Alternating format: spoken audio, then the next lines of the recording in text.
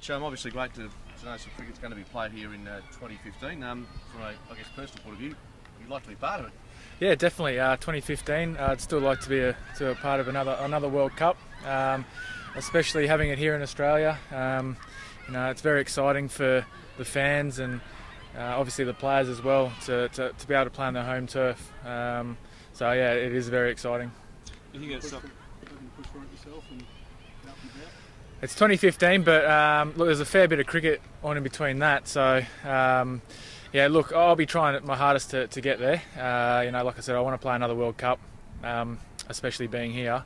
But yeah, look, we've got a fair bit going on, especially this year. We've got the UK one-dayers coming out. There's 7 one-dayers there, and then 7 one-dayers in India after that. So it's still a fair way to go. But I feel like my one-day form's been pretty reasonable, and yeah, I'll be pushing hard.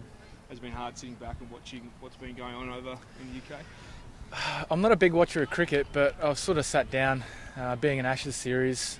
It was quite strange the first probably hour of the first game, the first test, just watching it. But I've sort of got into it a little bit. I sometimes have to turn it off or walk away because I get frustrated, whether it's at what's being said on TV or decisions that have been made or whatever it is. But it is hard sitting back and watching it. But look, our bowling attack's been they've done an exceptional job. They've been out in the field pretty much the whole of the 2 test matches. So we just need our batting to perform up the top, and I think we'll see much more of a fight in this test match coming up. I guess as a bowler, how important is scoreboard pressure? I mean, the batsmen haven't been making the runs, and the bowlers have had to pretty much, bowl or nothing. How important is that scoreboard pressure, do you think? I think as a bowler, you want to see scores of 350 plus. Something to try and defend or work towards. Yeah, when you're getting rolled for pretty low scores, it is hard to defend. But our boys pushed hard with their bowling. They had them in the last test. I think they had them 3 for 30 or something like that. So I mean, there was an opportunity there to kick on. But England, they know their game pretty well at the moment, and we couldn't get over that line with having them 3 for 30. We couldn't get past that. But scoreboard pressure can come into it, especially in a big series like the Ashes.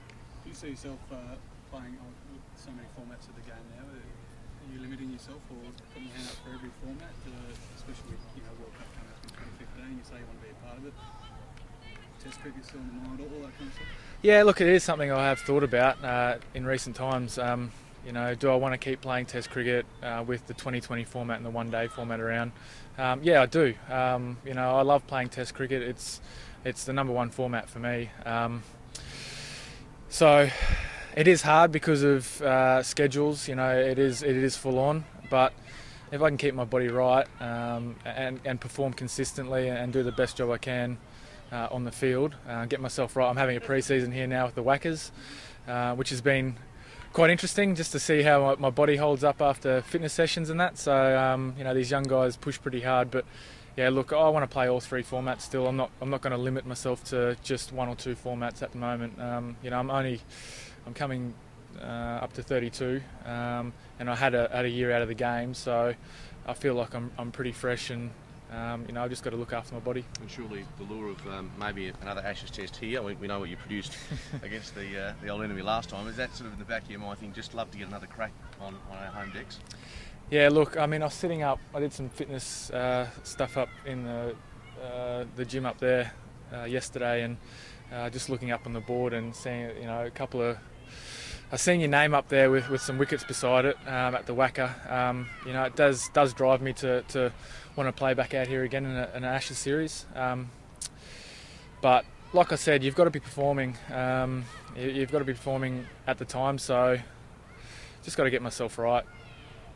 Mitch, having played against the English, how do you rate them? How highly do you rate that team? We've got Anderson, you've had a few run-ins with in the past, but certainly he's been the dominant bowler, and they're a pretty strong unit.